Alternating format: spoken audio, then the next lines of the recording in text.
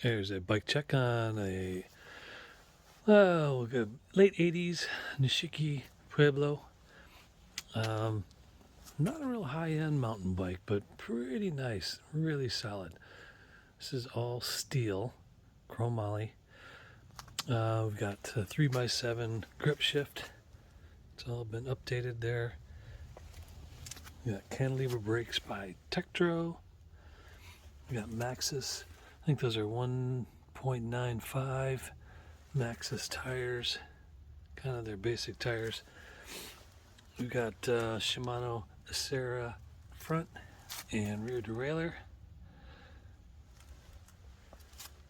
What's really interesting about this bike is the shape of this steel tubing. As you can see, it's round in the front up here, and then it kind of gets oval in the back. And then on the down tube, or on this, it's kind of oval, more in a vertical kind of orientation, and then it transitions down into more of a horizontal oval. And that's all steel tubing, so it's oversized steel tubing. This thing is a tank, and it's a really good looking paint job on it too. Anyways, there it is. Quick bike check on this Nishiki Pueblo.